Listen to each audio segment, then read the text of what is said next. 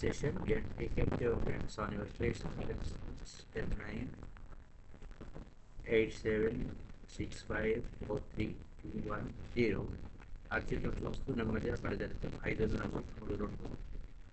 ముందుగా మనందరికీ గురువు గారైన బ్రహ్మర్షి పితామహ పత్రిజీకి శాస్త్ర కోటి నమస్సుమాంధ్రులు, శాస్త్ర కోటి కృతజ్ఞతలు అర్పించుకుంటూ ఓషో గారిని ఆహ్వానించుకుందాం. ఓషో గారి ద్వారా జీసస్ సేయింగ్స్ యొక్క అంతరార్థం తెలుసుకునే క్రమంలో ఉన్నాము. అందులో జీసస్ చెప్పినటువంటి 3 మాటలు గురించి సీక్రెట్గానే ఉంచేశారు. ఆయన ఏం చెప్పారు అనే దాని మీద ఓషో గారు ఆయన అనలైజేషన్లో ఉన్నారు. దాని గురించి మనం చెప్పడానికి అయితే నిజం చెప్పతే, సత్యం చెప్తే ఎవరు ఓర్చుకోలేకపోవడం వల్లనే, సత్యం చెప్పడం వల్లనే ఓర్చుకోలేకపోవడం వల్లనే జీసస్ క్రైస్తుని సిలువ వేయడం జరిగింది.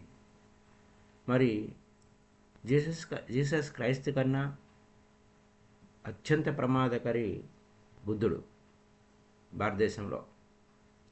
మరి ఆ బుద్ధుడిని లేదా కృష్ణుడు కూడా రెవల్యూషన్ స్టార్ట్ చేస్తున్నాడు.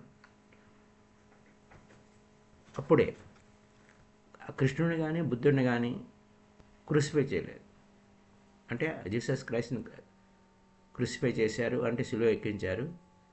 మరి ఆ సిలువ ఎక్కించినప్పుడు దాని యొక్క ఫలితం యూదులు ఇప్పటికీ అనుభవిస్తున్నారు. కొన్ని వేల సంవత్సరాల వరకు, అలా దాదాపు 2000 సంవత్సరాల నుంచి అనుభవిస్తున్నారు. ఇంకా వారు యాక్సెప్ట్ చేయకపోతే వారు అనుభవిస్తూనే ఉంటారు. సెల్ఫ్ గిల్టీ అంటే అపరాధ భావన. వారు జీసస్ క్రైస్తుని ఇంతవరకు వారు యాక్సెప్ట్ చేయలేదు అని అంటారు ఓషో గారు. వారికి స్వయంకృతంగా వారిని వారు జస్ట్ లైక్ చిన్నపిల్లలు తప్పు చేస్తే వారిని వారే పనిష్మెంట్ చేసుకుంటూ ఉంటారు. ఎవరు అని ఇలా పిల్లల లెక్క ప్రవర్తిస్తున్నారు అనే అంశాన్ని చెప్తున్నారు. జీసస్ని స్వీకరించాల్సింది పోయి వారు వ్యతిరేకించారు అని ఆ సందర్భంలో అనేక ఉదాహరణలు చెప్పుకుంటూ ఉన్నారు. ఎందుకంటే సత్యాన్ని యాక్సెప్ట్ చేయడానికి అటు పిరికితనం కానీ ధైర్యం కానీ కాదు, అవగాహన లేకపోతే రకరకాల ఎదురవుతూ ఉంటాయి. సో అవగాహన అనేది చాలా అద్భుతమైన పాయింట్. మరి సత్యాన్ని మనం సిలువ ఎక్కించలేము. జీసస్ని సిలువ వేశాడు. అయితే Jesus crucified by the juice, he has not crucified. వాస్తవానికి జీసస్ని సిలువ ఎక్కించి చంపేశామని అనుకున్నా వారిని వారు చంపుకున్నారు అంటారు ఓషో గారు. వారిని వారే సిలువ ఎక్కించుకున్నారు అని. వారిని వారే సిలువ ఎక్కించుకున్నారు. జీసస్ని సిలువ ఎక్కించి జీసస్ని చంపేయటం కాదు, వారిని వారే సిలువ ఎక్కించుకున్నారు. They crucified themselves. ఎందుకంటే అక్కడ థామస్ ఏం చెప్పారు, నేను కనుక ఆయన చెప్పిన 3 మాటల్లో ఒక్క మాట చెప్పినా మీరు నన్ను రాళ్ళు పెట్టి కొడతారు, అయితే ఆ రాళ్ళు వెనుక తిరిగి ఫైర్ బాల్స్ లాగా తిరిగి మిమ్మల్ని దహించి వేస్తాయి. ఈ దహనకాండ 2000 సంవత్సరాల నుంచి అలా జరుగుతూనే ఉంది. ఎందుకంటే ఆయన చెప్పిన సత్యవాక్కుల్ని యాక్సెప్ట్ చేయకపోవటం వలన వారు దహింపబడుతూ ఉన్నారు. అది అక్కడున్న విషయం. 20 centuries అంటున్నారు. 20 అంటే 2000 సంవత్సరాల నుంచి కంటిన్యూగా వారిని యూదుల్ని ఏదో ఒక రకంగా ప్రపంచవ్యాప్తంగా బర్న్ అవుతూనే ఉన్నారు. ఆ యొక్క గాయాన్ని వారు లోపల, అంటే గాయం అంటే ఇప్పుడు మనకి the man and philosophy Krishna అనే దగ్గర ఓషో ఏం చెప్తారు, మహాభారత యుద్ధం ఇంకా ఆ యుద్ధం యొక్క ప్రభావం భారతీయుల్లో రక్తంలో ఉండిపోయింది. ఇంకా స్టిల్ ఇంట్లో కూడా మహాభారత యుద్ధమే జరుగుతుంది. గొడవలు జరుగుతూనే ఉన్నాయి, యుద్ధం జరుగుతూనే ఉంది అని ఆ గాయం ఇంకా మానలేదు. ఎన్ని తరాలు పోయినా ఆ యుద్ధం యొక్క ప్రభావం, భయంకరమైన యుద్ధం అది, ఆ యుద్ధం యొక్క ప్రభావం ఇంకా ఉంది భారతీయుల్లో. ప్రతి ఇంట్లోనూ ఆ మహాభారత యుద్ధం జరుగుతూనే ఉంది అని అంటారు ఓషో గారు. అలాగే ఈ యొక్క యూదులు మరి అలా చేశారు కాబట్టి ఆయన్ని ఆ బూండు, ఆ గాయం లోపల ఉంది. అప్పుడు వారిని వారు హింసించుకోవడానికి హిట్లర్స్ని క్రియేట్ చేశారు. ఎందుకంటే you create your own reality, నీ వాస్తవాన్ని నువ్వే సృష్టించుకుంటావు అనే అంశం మీద గమనించిన మన కష్టాలని, నష్టాలని, హింసని, బాధల్ని మనమే సృష్టించుకుంటాం, కానీ బయట నుంచి సృష్టింపబడదు. బయట క్రియేట్ అయిందంటే కారణం వితౌట్, లోపల ఉండబట్టే బయట క్రియేట్ అవుతుంది. ఇదనమాట. ఇది అవగాహన చేసుకోవడం చాలా కష్టం. ఇది సామాన్య వ్యవహారం కాదు.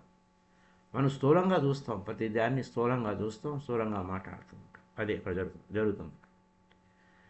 అయితే ఈ అపరాధ భావన మొత్తం వారిని చుట్టుముట్టేసింది, ఆ యూదుల్ని చుట్టుముట్టేసింది. ఎవరో ఒకరు మమ్మల్ని పనిష్మెంట్ చేయాలి అనే భావన. ఆ విధంగా చిన్నపిల్లల లెక్క వారిని వారు పనిష్ చేసుకుంటూ ఉన్నారు. నేను తప్పు చేశాను, మా నాన్నగారు చూశారు, అమ్మ నాన్న ఏం అనలేదు, కానీ వాళ్ళకి తెలియకుండా నేను తప్పు చేశాను కాబట్టి నన్ను నేను పనిష్ చేసుకోవాలి అని, క్షమించమని, ఇలా రకరకాల మనకి నేను తప్పు చేశాను, చదువుకోమని పంపిస్తే చదువుకోలేదు, ఇంకా ఇలా ఎన్నో ఉంటాయి మీ పిల్లల్లో. అది నేను కాలయాపన చేశాను, టైం వేస్ట్ చేసుకున్నాను, తప్పు చేశాను అని చెప్పి వారిని వారు పనిష్ చేసుకున్నటువంటి, పిల్లలు పనిష్ చేసుకున్నట్టుగా ఈ యూదులు వారిని వారు పనిష్ చేసుకుంటూ వచ్చారు. ఇది ప్రపంచం అంటే ఆధ్యాత్మిక పేరుతో, పవిత్రత పేరుతో అనేక విషయాలు మనుషుల్లో చొప్పించబడ్డాయి. అవి వాస్తవికంగా అవగాహనతో కూడి చొప్పించలేదు, బలవంతంగా చొప్పించబడ్డాయి. దానివల్ల కూడా రైట్ టు రాంగ్, తప్పు ఒప్పు, ఇవన్నిటిలో వీటిలో పడి గిలగిల్లాడుతూ ఉన్న వైనం జరుగుతోంది. అంచేత ఏమవుతుంది, తపశ్చర్య అంటే ఇంక అన్నీ వదిలేసేసి తపస్సు చేయటము, లేకపోతే ఉపవాసాలు చేయటము, హింస పెట్టుకోవటము, ఇలాంటివన్నీ చాలా ఉంటాయన్నమాట. లేకపోతే అంటే తిండి లేకుండా ఉపవాసం పెట్టుకుంటారు. ఎందుకంటే తప్పు చేశాను, నేను అనుభవించాలి అని చెప్పి తిండి మానేసేవాళ్ళు ఉంటారు. అలాగే వారిని వారు కొట్టుకునేవాళ్ళు ఉంటారు, చెస్ట్ మీద కొట్టుకుని ఉంటుంటారు. ఆఖరికి కొంతమంది మండుతున్న మంటల్లో దూకి పశ్చాత్తాపం అంటే ప్రాయశ్చిత్తం చేసుకోవడం, అది ప్రాయశ్చిత్తమో ఏమో మనమైతే అనలేము, కానీ వారిని వారు తగలబెట్టుకుంటూ ఉంటారు. ఈ విధంగా అపరాధ భావన, పిల్లల లెక్క, ఇదంతా చిన్నపిల్లల చేష్టలే అంటారు ఓషో గారు. అలా చేసేవారిని మనం ఏంటిది అని అన్నప్పటికీ అది పిల్ల చేష్టలే, ఎందుకంటే అవగాహన లేదు, అర్థం చేసుకునే స్థాయిలో వారు లేరు, అవగాహన స్థితికి చేరుకోలేదు అని. అదనమాట. నన్ను నేను పనిష్ చేసుకోవాలి అని అంటే ఈ విధమైనటువంటి వ్యవహారం. ఈ విధంగా ఈ యోధులు అడాల్ఫ్ హిట్లర్ ఏంటి, గ్యాస్ ఛాంబర్లో పెట్టి వందలాది మందిని ఒకేసారి చంపేశారు. అలాంటి స్థితుల్ని క్రియేట్ చేసుకున్నారు. ఈ విధంగా 2000 సంవత్సరాలు సఫర్ అవుతూనే ఉన్నారు. వారు చాలా గిల్టీ ఫీల్ అయిపోయారు, వెరీ గిల్టీ ఫీల్ అయిపోయారు. ఇక్కడ మనం ముందే అనుకున్నాం, ఒక బుద్ధుడిని మనం ఎందుకుని, లేదా ఇప్పుడు క్రుసిఫైయింగే బుద్ధ అంటే బుద్ధుడిని చంపేయడం కానీ, లేకపోతే జీసస్ని చంపేయడం కానీ, కృష్ణుని చంపేయడం కానీ, మనం అక్కడ గిల్టీగా మనం ఫీల్ అవుతామా, క్వశ్చన్ మార్క్. అయితే Jesus who was to be followed and worshipped, జీసస్ని అనుసరించాలి, అతన్ని ఆరాధించాలి. Jesus who was to be followed and lived, you did not just oppose. జీసస్ను అనుసరించేవారు, ఫాలో అయ్యేవారు అతన్ని వ్యతిరేకించరు. Jesus who should have become your life, Jesus ఆయన మన జీవితం అయిపోతారు పరిపూర్ణంగా, ఆయన మన గుండె చప్పుడు అయిపోతారు. కానీ దానికి ఆపోజిట్ ఏం చేశారు వారు, ఆ యూదులు అతన్ని చంపేశారు. దానివల్ల ఏమైంది, అతన్ని అతను జీసస్ చెప్పిన వాక్కుల్ని మన జీవితంలో అనుసరించకుండా అతన్ని చంపేయడం వలన, అతని జీవితాన్ని చంపేయడం వలన ఏమైంది, అక్కడ ఆ గాయాన్ని వారు యూదులు అనుభవిస్తూ ఉన్నారు. అది ఆ గాయం నుంచి వారు బయటపడలేదు. ఎంతవరకు జీసస్ లేదు మావాడే అనే స్థితికి. ఎందుకంటే అక్కడ ఒక వడ్రంగి మేస్త్రి కొడుకు దేవుడు ఎలా అవుతాడు అనే గుహలోనే అలా అయిపోయింది అక్కడ సినిమా. అంచేత వాళ్ళు రీక్లెయిమ్ జీసస్ని మావాడు అని అనేంతవరకు వారు గాయం అలా అనుభవిస్తూనే ఉంటారు. అయితే ఇక్కడ మన భారతదేశంలో జరిగిన ట్రిక్ గురించి, బుద్ధుడికి జీసస్ ఎందుకు కంపారిజన్ చేస్తున్నారు, లేదా కృష్ణుడిని అది వేరే స్టోరీ. కృష్ణుడు అనే ఆయన కూడా రెబల్గానే చేశారు, అది వేరే స్టోరీ. కానీ హిందూస్ ఆర్ బెటర్, ఆ యూదుల కంటే జ్యూస్ కంటే హిందూస్ చాలా బెటర్. ఎందుకంటే వారు అపరాధ భావనకు లోను కాలేదు. బుద్ధుడిని శాశ్వతంగా భారతదేశం నుంచి తీసేశారు. ఎలా తీసేశారు, అతన్ని చంపకుండానే. They never killed Buddha was more dangerous than Jesus ఏమన్నాడు, నేను సంప్రదాయాన్ని అనుసరించడానికి వచ్చాను, మిమ్మల్ని అలర్ట్ చేయడానికి వచ్చాను, మేలుకొల్పడానికి వచ్చాను అన్నాడు. ఇక్కడ బుద్ధుడు సంప్రదాయం ఏం లేదు, మొత్తం కోకోటి వేళతో సహా మొత్తం పెకిలించి వేసాడు. మొత్తం అప్రూటెడ్. హిందూయిజం యొక్క మూలాలన్నీ కూడా అన్నీ ఏమీ లేదు అంతా అని మొత్తం తీసిపారేశాడు, రూట్స్. సో ఇక్కడ జీసస్కి ఆయనకి కంపారిజన్ ఏంటి, జీసస్ ఏమి అలా పని చేయలేదు. సంప్రదాయం అనుసరిస్తూనే ఉంటాను, కానీ ఆ సంప్రదాయంలో ఫుల్ఫిల్ చేయాల్సినవి కొన్ని ఉన్నాయి, అసంపూర్ణంగా ఉంది, సంపూర్ణం చేయడానికి వచ్చానన్నాడు.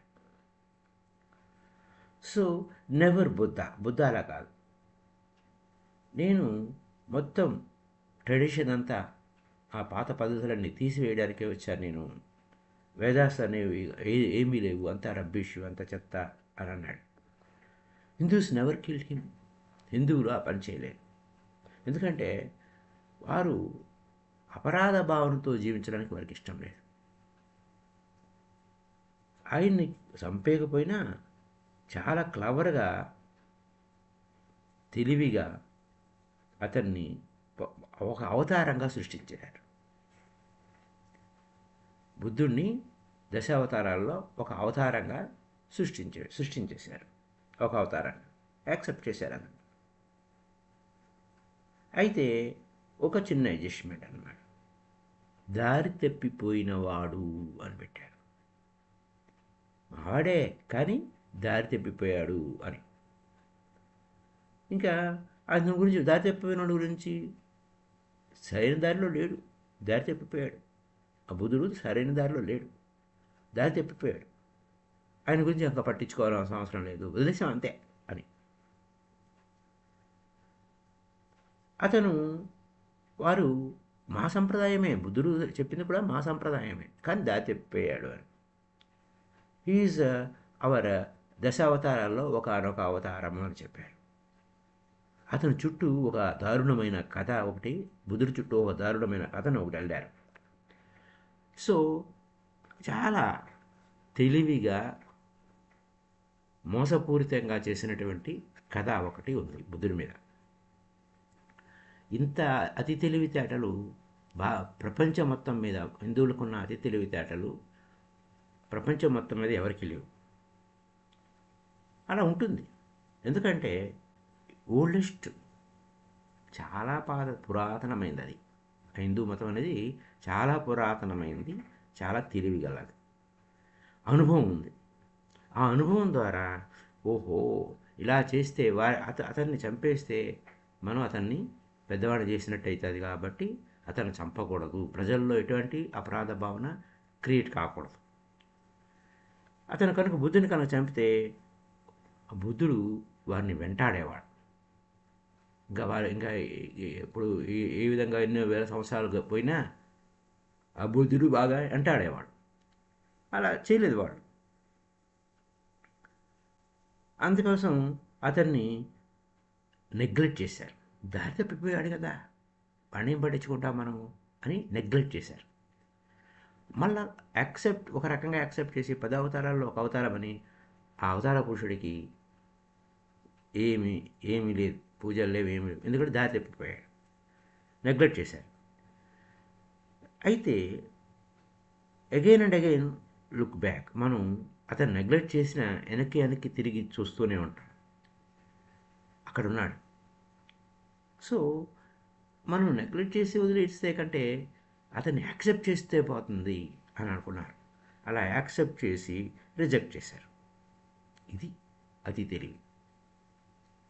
ఇది అతి తెలివి అనమాట. అయితే ఇక్కడ ఏంది, వారు ఒక స్టోరీని క్రియేట్ చేశారు. ఎందుకంటే అనుకున్నాం కదా, ఒక దారుణమైన స్టోరీ బుద్ధుడి చుట్టూ క్రియేట్ చేశారు. దేవుడు సృష్టిలో స్వర్గాన్ని నరకాన్ని సృష్టించారు అని. అది ఒక పెద్ద దారుణమైన అబద్ధం. దేవుడి సృష్టిలో ఎప్పుడు స్వర్గం నరకం అనేవి లేవు. దేవుడి సృష్టి అంతా అద్భుతమే.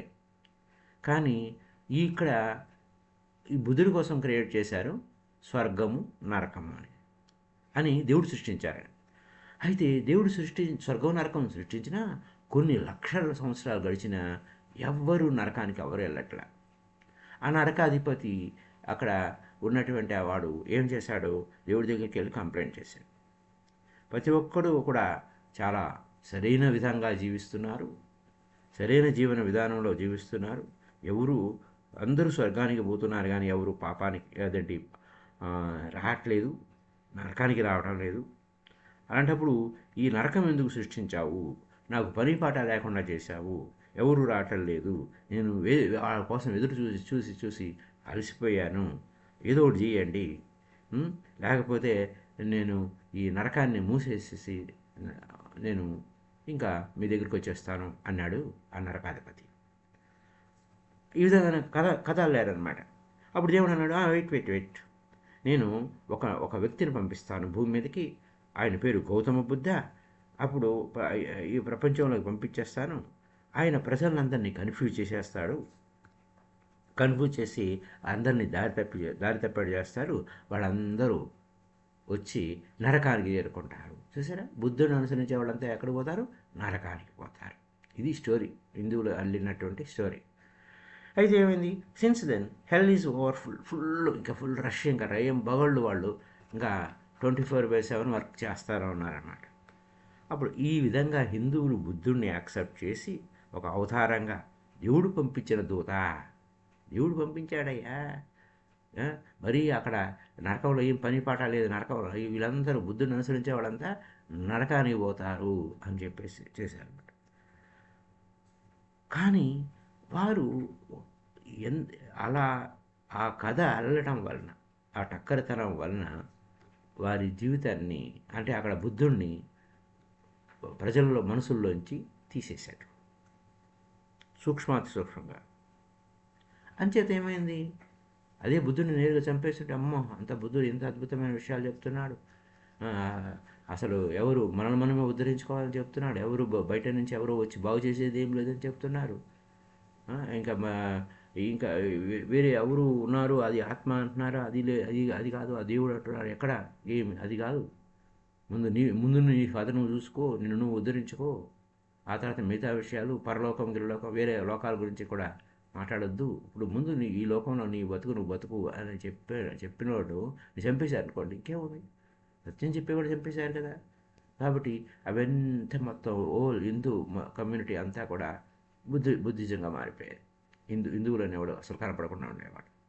వాళ్ళు ఆ కమ్యూనిటీని కాపాడుకోవడం కోసం బుద్ధుని మీద వెళ్ళినటువంటి ఒక దారుణమైన కథ, చివరికి అతన్ని అందరూ మంచివాడు లేదా మహానుభావుడు అనుకునేవాళ్ళు ఏషియా అంతా యాక్సెప్ట్ చేసిన మన ఇండియా యాక్సెప్ట్ చేయకుండా తరిమేశారు. ఇది ఎక్కడున్న విషయం. ఆయన తరిమేయకపోయినా ఆయన ఉన్నంతవరకు ఎవరేం చేయలేకపోయారు, అది వేరే స్టోరీ. అది సో నెవర్ ఫీల్ గిల్టీ. కానీ ఇక్కడ జ్యూస్ ఫీల్ గిల్టీ. వారు అపరాధ భావనకి లోనైపోయారు యూదులు. ఎందుకంటే జీసస్ని ఇప్పటికీ కూడా వారు యాక్సెప్ట్ చేయలేదు అని అంటారు ఓషా గారు. వాళ్ళు రీక్లెయిమ్ చేయాలి. వాడు అతను యూదుగానే పుట్టి యూదుగానే ఆయన్ని సిలువ చేశారు. అలాగే బుద్ధుడు బుద్ధిజం ఏం స్థాపించలేదు. బుద్ధిజం అంటే బుద్ధ అనేది ఒక highest stage in the man kind. మానవుల్లో ఒక గొప్ప హయ్యెస్ట్ స్టేజ్కి వెళ్ళిన వాడు అంత స్థితిలో ఎవరు సోకాళ్ళ దేవుళ్ళు కూడా ఆ స్థితిలోకి వెళ్ళలేదు అనేటువంటిది ఉంది. మరి ఆ స్థితికి వెళ్ళని వాడు కానీ హిందూగానే పుట్టి హిందూగానే చచ్చిపోయాడు. అలాగే ఈ జీసస్ కూడా జ్యూగానే పుట్టి జ్యూగానే మరణించాడు. He was never a Christian. ఆయన క్రిస్టియన్ ఏం కాదు. తర్వాత ఆయన సిలువ ఎక్కించిన తర్వాత క్రాస్ మీద ఎక్కించిన తర్వాత అది క్రిస్టియన్, క్రీస్తు, క్రిస్టియన్ అనేది వచ్చింది. They can reclaim him. మళ్ళీ అతన్ని వారు జ్యూగానే యాక్సెప్ట్ చేయాలి.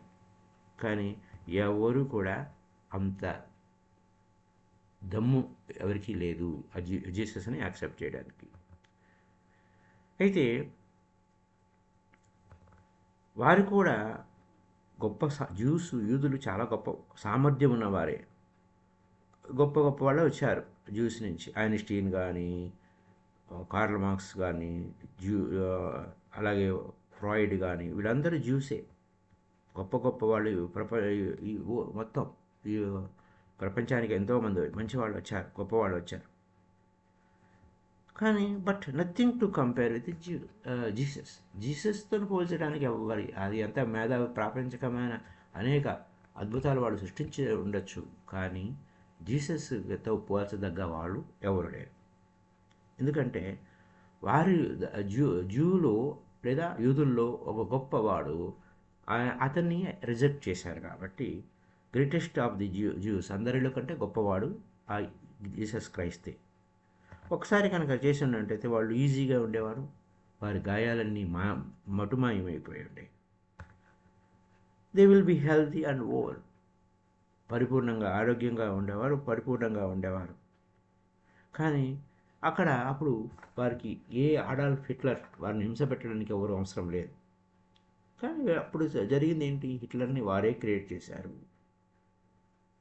అపరాధ భావన ఉన్నవారు నేను పనిష్మెంట్ కావాలి నాకు అనే ధోరణిలో ఉండటం అనేది సహజమైన ప్రక్రియ.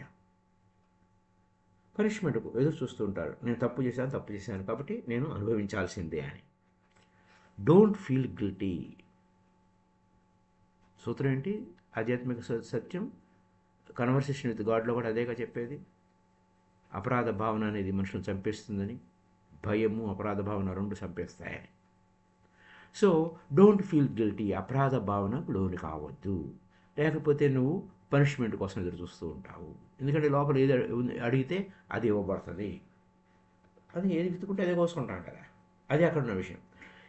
జీవితాన్ని పరిపూర్ణంగా ఎంజాయ్ చేయాలి. లేకపోతే నువ్వు జీవితాన్ని చచ్చిపోయేటప్పుడు అయ్యో జీవితం అంతా అయిపోయిందే, చెట్టు చివరికి వచ్చేసానే, నేను అనుభవించలేకపోయానే, ఆనందంగా ఉండాల్సింది ఉండలేకపోయానే, అది అపరాధ భావనకు లోనవుతుంది. Accept life as it is. ఉన్నదాన్ని ఉన్నట్టు ఒప్పుకో. ఎలా ఉంటే అలా యాజ్ ఇట్ ఈస్. జీవితాన్ని ఎలా ఉంటే అలా యాక్సెప్ట్ చెయ్యి. అయితే కృతజ్ఞతలు చెప్పాలి. జీవితాన్ని ఉన్నదన్నట్టు యాక్సెప్ట్ చేసి థ్యాంక్ఫుల్గా ఉండాలి. ఉన్నదానికి నువ్వు థ్యాంక్ఫుల్ చెప్పు, కృతజ్ఞతలు చెప్పు. చూడండి అది ఎలా ఉందో. Have a deep gratitude. కృతజ్ఞత. Have a deep gratitude. లోతైన కృతజ్ఞతాభావంతో కలిగి ఉంటూ అప్పుడే నువ్వు సరైన ఆధ్యాత్మిక వ్యక్తి అవుతావు. నువ్వు ఎక్కడ దేన్ని రిజెక్ట్ చేయడానికి వీల్లేదు. You have to accept as it is. ఉన్నదాన్ని ఉన్నట్టు ఒప్పుకో. ఆ ఉన్నదానికి నువ్వు కృతజ్ఞతలు చెప్పు. అది సరైన ఆధ్యాత్మికతకు చిహ్నము. ఒకసారి నువ్వు ఉన్నదాన్ని ఉన్నట్టు పరిపూర్ణంగా యాక్సెప్ట్ చేసావు అనుకోండి, అప్పుడు మొత్తం అంతా యాక్సెప్ట్ చేస్తే నువ్వు మొత్తం అంతా నువ్వే అవుతావు. Accept all. నువ్వు అది తప్పు ఒప్పులు లేవు అక్కడ. దేవుడి దగ్గర తప్పు ఒప్పులు ఏం లేవు. అపరాధం, ఏ, నా పుణ్యం నా పాపం, ఇంకా మనకి ఎన్ని ఉన్నాయో, మనకి ఎన్నో చెప్పుకుంటూ వస్తూనే ఉంటాము. కానీ అపరాధ పాపనకు లోనయ్యావా, నీకు నువ్వే పనిష్మెంట్ చేసుకున్నావు. ఎప్పుడైతే అపరాధ లోన్ కాకుండా యాక్సెప్ట్ యాజ్ ఇట్ ఈజ్ ఉన్నదాన్ని ఉన్నట్టు యాక్సెప్ట్ చేశావో, accept whole, you become a whole. అంతా నీవే, అంతా నీవే నాయనా. అది సంగతి. అయితే అక్కడ ద్వంద్వాలు, భేదాలు, విభేదాలు ఇంకేం లేవు, అన్నీ మాయమైపోతాయి. అప్పుడేమవుతుంది, నీలో పరిపూర్ణమైన నిశ్శబ్దం లోపలికి. డీప్ సైలెన్స్, డీప్ సైలెన్స్ నీలో వృద్ధి అవుతుంది. అప్పుడు నీకు తెలియదు, అవిదితంగా ఉంది, అదేంటో అద్భుతం. ఆ అద్భుతమైన స్థితిలో నేనున్నాను, నేను ఓ అద్భుతమైన స్థితిలో ఉన్నాను, అపారమైనటువంటి ఆ మౌన స్థితిలో నేనున్నాను. You can feel it, you can know it. ఎందుకంటే నువ్వు అంతా నీవే ఉన్నావు, అంతా నీవే ఉన్నావు. ఐఎమ్ ఓల్ అంటే అంతా నేనే. The unknown knocks at your door. అప్పటి వరకు నీకు తెలియదంతా నీ తలుపు తడుతుంది. అన్నోన్గా ఉన్నది నీ వద్దకు వస్తుంది. ఎందుకంటే ఉన్నదని నువ్వు ఉన్నట్టు యాక్సెప్ట్ చేసావు. చూసారా, ఇది యాక్సెప్టెన్స్ అంటే. సో మై డియర్ ఫ్రెండ్స్, ఇంకొక ఓపెన్ సీక్రెట్ అనే టైటిల్తోని ఒక అద్భుతమైన సేయింగ్స్ ఉన్నాయి. ఆ అద్భుతమైన సేయింగ్స్ నెక్స్ట్ మనం చెప్పుకోబోయే దాన్ని గ్లింప్స్ ఇచ్చుకుందాము ఏంటనే దానికి.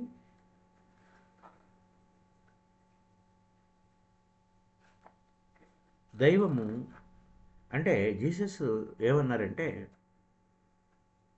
If those who lead you say to you, see the kingdom is in heaven, then the birds of heaven will precede you. అంటే నీకు కొంతమంది చెప్తూ ఉంటారు దేవుని రాజ్యం ఆకాశంలో ఉందని. అప్పుడు ఆకాశ పక్షులు నిన్ను దాటి వెళ్ళిపోతాయి, నువ్వు వెళ్ళవు. నువ్వు ఆకాశానికి చూస్తూ ఉంటావు, ఆ దేవులోక పక్షులు నిన్ను దాటి వెళ్ళిపోతాయి. లేదు, ఇది కొంతమంది దేవుని రాజ్యం సముద్రంలో ఉంది అన్నారు. అప్పుడు ఏమవుతుంది, అక్కడ ఉన్న చేపలు ముందుగా అవి ముందు వెళ్ళిపోతాయి నీకంటే ముందు. But the kingdom is with in you and it is without you. విచిత్రం ఏంటంటే దేవుని రాజ్యం నీ లోపల ఉంది, కానీ అక్కడ నువ్వు లోపల నువ్వు లేవు. దేవుని రాజ్యం ఎక్కడుంది, నీ లోపల ఉంది, కానీ నువ్వు లోపల లేవు. ఆకాశంగా చూస్తే ఆకాశ పక్షులు నీకంటే ముందే స్వర్గానికి చేరుకుంటాయి. సముద్రంలో చూస్తే సముద్రంలో దేవుని రాజ్యం ఉంది అంటే అప్పుడు చేపలు నీకంటే ముందు ఆ దేవుని రాజ్యంలో ప్రవేశిస్తాయి. బాగుంది, కానీ అక్కడ లేదు, ఇక్కడ లేదు, పైన లేదు, ఆ సముద్రంలో లేదు, నీలోనే ఉంది, కాకపోతే నువ్వు అక్కడ లేవు. అది జీసస్ చెప్తున్న కొటేషన్. అది నెక్స్ట్ మనం చెప్పుకోబోయేవి ఈజ్ అన్ ఓపెన్ సీక్రెట్. రహస్యమేం లేదు అక్కడ. నీ లోపలనే దేవుని రాజ్యం ఉంది, దేవుడు ఉన్నాడు నీ లోపలనే, అది ఓపెన్ సీక్రెట్. కానీ నువ్వు లేవు అక్కడ. నువ్వు ఉంటే కదా దేవుడు ఉన్నాడు లేదా, గుడ్డిగా నమ్మేది ఏం లేదు అక్కడ. గుడ్డిగా నమ్మడానికి ఏం లేదు. నాలో దేవుడు ఉన్నాడు అంటే అయ్యేది కాదు. నీ అనుభవంలోకి రావాలి. నువ్వు ఉంటే కదా అక్కడ. నాలో జస్ట్ ఊరికి అనుకుంటే మైండ్ లెవెల్లో అనుకుంటే కాదు, బియాండ్ మైండ్ మాటలు ఇవన్నీ. ఎంతో డీప్ సైలెన్స్ మెడిటేటివ్లో ఉన్న స్టేట్ వచ్చినటువంటి సేయింగ్స్ ఇవన్నీ. ఆయన చెప్పేదే మెడిటేషన్, కానీ అది తప్ప ఇంకా అన్నీ చేస్తూ ఉంటారు, అది వేరే story. So if you will know yourself, మరి నిన్ను తెలుసుకుంటే then you will be known. ఈ విషయం తెలుసుకో. నిన్ను తెలుసుకుంటే ఇంకా నువ్వు అందరికీ తెలియబడతావు. నిన్ను తెలుసుకుంటే అందరికీ తెలియబడతావు. and you will know that you are the son of the living father. అంటే ఆ సజీవమైన తండ్రి యొక్క బిడ్డవి నువ్వు. ఎవరు తండ్రి? నువ్వు తెలుసుకుంటే నువ్వే ఆ తండ్రి, నువ్వే ఆ తండ్రికి, నువ్వే ఆ బిడ్డ. నీకు నువ్వు నీకు నువ్వే పుట్టావు, నీకు నువ్వే పుట్టావు. But if you do not know yourself, ఒకవేళ నేను నువ్వు తెలుసుకోకపోతే అప్పుడు ఏమైంది? Then you are in poverty. నువ్వు దరిద్రంలో ఉన్నావయ్యా, కటికి దరిద్రంలో ఉన్నావు. నువ్వు కరెక్ట్గా దరిద్రంలో ఉండడం కాదు, నువ్వే దరిద్రుడివి, కటికి దరిద్రుడివి. ఇది సూత్ర. ఈ సూత్రాలని విస్తారంగా విశ్లేషించడానికి ఓషో గారు అనేక రకరకాల ఉపమానాలు చెప్తారు. ఇందులో మనకి గడిచిన దాంట్లో ఒక ఉపమానం ఉంది. అది కొంతమంది పర్సనల్గా తీసుకుంటారని చెప్పి నేను చెప్పలేను, రకరకాలుగా ఉంటుంది. అది ప్రతి ఇంట్లోనూ జరిగే విశేషాలే. సో దాని గురించి వదిలేద్దాం. ప్రస్తుతానికి రేపటికి ఓపెన్ సీక్రెట్లో ఏమి కింగ్డమ్ ఆఫ్ గాడ్ అనే దాని గురించి, ఎప్పుడు కింగ్డమ్ ఆఫ్ గాడ్ గురించి ఆయన చెప్తూ ఉంటాడు. ఆ కింగ్డమ్ ఆఫ్ గాడ్ గురించి విశేషంగా రేపటి ఎపిసోడ్ తెలుసుకుందాం, నెక్స్ట్ ఎపిసోడ్ తెలుసుకుందాం. Thank you.